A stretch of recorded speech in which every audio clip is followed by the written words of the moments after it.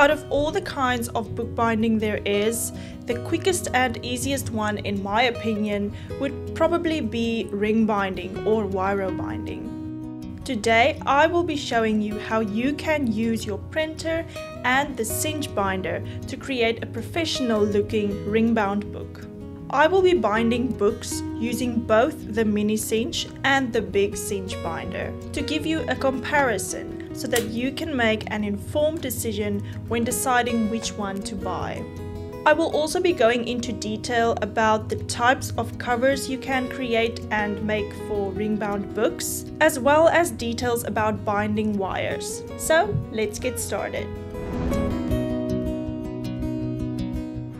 For the inside pages, you can use whatever you want. You can either use store-bought paper or you can print your own inside pages. For notebooks or planners, I usually print my inside pages on 80 GSM or 90 GSM paper.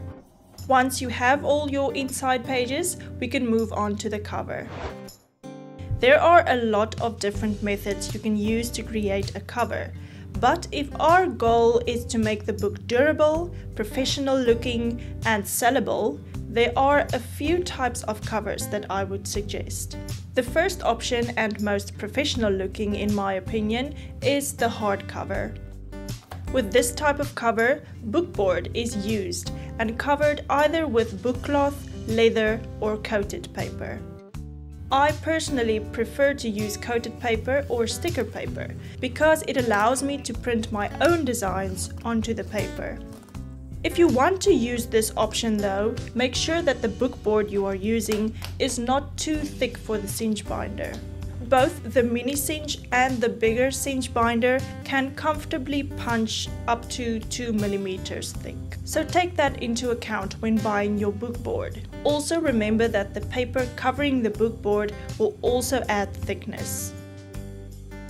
Option 2 is soft cover.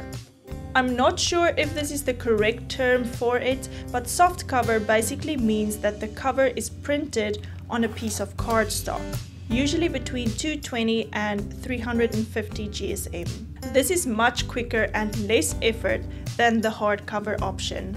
The only downside is you have to have a printer that can print thick cardstock. I use the Canon TS9540 or TS9521C. This printer is able to print A3 size and up to 300 GSM thick cardstock. However, it does tend to smudge on certain coated papers due to the ink being water-based.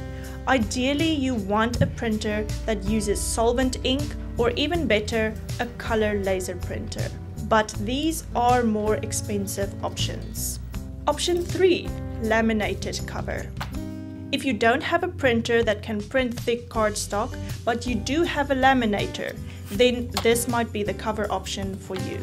Just print the cover on the thickest paper your printer can handle, which will usually be around 200 GSM, and then put it in a laminating pouch and laminate it. As easy as that. I actually use my Mink foil machine as a laminator. The best thing about this method is it makes your cover waterproof, which is especially useful when using an ink printer. The last method that I would suggest is using transparent PVC covers. With this method, you just print your cover on the thickest paper your printer can handle and you add the PVC cover to the front of the book. What's cool with a PVC cover is the PVC sheet often sticks to the cover page because of static electricity. So it often looks like one sheet. Now that we've covered the covers, pun intended, let's just quickly talk about the binding wires. The binding wires are also called twin wires, double loop wires, duo binding, or wire binding. These wires come in either a 3:1 or 2:1 pitch, which just refers to the number of holes punched per inch. The cinch binders use a 2:1 pitch, so keep that in mind when buying your binding wires. Now that that's out of the way, let's move on to the actual binding process. First, I'll use the Mini Cinch. The Mini Cinch binder has a really nice feature where you can use this little stop guide to make sure the holes are punched with the correct placement. So, to punch A5 pages, you put the guide into the B slot, insert the pages, and press the lever down. And now that we have the first few holes, we can remove the guide and use the second guide, which is this little button on the side. Place the paper in the cinch again and make sure to push the guide into the second last hole of the paper. This keeps the pages in place and makes sure that the next few holes are punched correctly. Then you lift up the guide, and here's where you have to be careful. If you place the paper so that the guide goes into the second hole again, one of the holes will be punched right on the edge of the page. So the page should rather be moved up to where the edge of the page is past all the punch marks. Now you can push the guide into the closest hole and press the lever down. And there you have perfectly punched A5 pages. I would strongly recommend practicing on a piece of paper before you actually start punching holes into the pages of your book. And make sure that all of your pages and covers are facing the same direction when you are punching your holes. Otherwise, you might have some holes on the wrong side of the page, or you have upside down punched pages. So just make sure of that. Once all the pages are punched, I work out where to cut my cinch wire by placing it onto the pages. Once the wire is cut, I place it into these little hooks on the side of the cinch, with the thinner parts of the wire pointing up. Next, I push the pages through the cinch wire. The order of the pages and covers are very important. First, you place all your inside pages, then the front cover, and then the back cover with the inside facing up. Then lift the pages and the wire off the hooks and place them inside the press area. Now it's important to note that you are a bit limited with the Mini Cinch binder. The Mini Cinch binder is specifically made for 3/8 inch wire binding. You might be able to go with slightly bigger or slightly smaller wires, but you can't really bind big wires or really small wires. This is one of the biggest reasons why I later switched to the bigger cinch binder, but more on that later. It's important to make sure that the open part of the wire is pushed against the wall of the press and that the thinner parts of the double wire are at the top. Also make sure that you don't have half of one of the wire circles inside the press, because when you press down, it could mess up the binding wires. When the wire is in position, press down the first part of the wires, reposition and press again until all the rings are closed.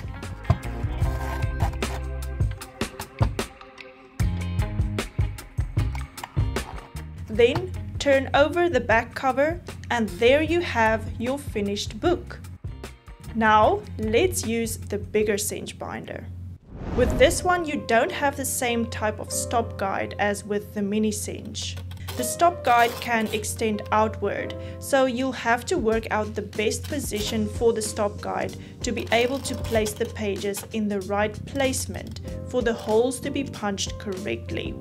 To know what the correct measurements are for A5, A4, whichever size book you want to bind, you will have to play around with scrap pieces of paper to really figure out what measurements on the cinch binder is the correct measurements for that size book. I've made marks on my cinch to indicate the positions for different sized pages. You can also snap back the upright part of the stop guide if you don't want to use it. So let's bind an A4 book this time. First, position the pages inside the cinch and then press the lever down. Take the pages out, reposition the guide and insert the pages again. Press the little hole guide on the left side down into the hole on the page. And before you press down, pull out the peg that is at the edge of the page to prevent a hole being punched on the edge. Then press the lever down, lift up the little guide and remove the pages.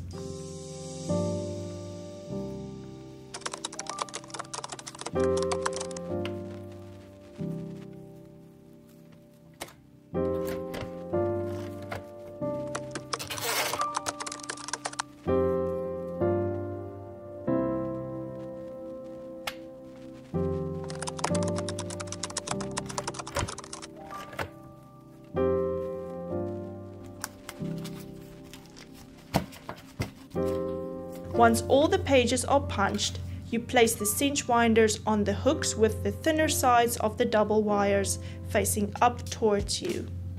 And then you place the inside pages, the front cover page and the back cover page with the inside facing up. Next, adjust the cinch press to the size of the wire.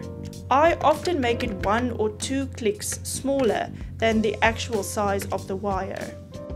Place the pages inside with the opening of the wires pressing against the wall of the cinch.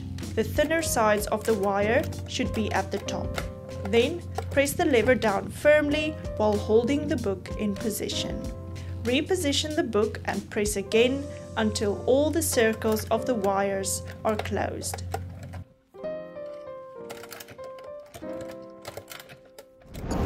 Page over the back cover, and there you have your A4 book. I went ahead and summarized both the pros and cons of each cinch binder so that you can make an informed decision when deciding which one to get.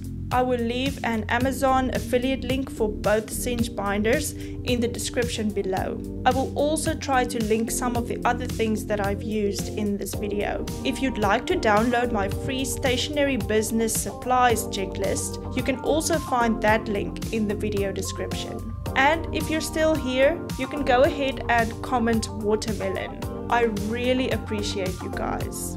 If you would like to know how I make a profit printing and binding my own stationery, then I would really recommend you watch this video next.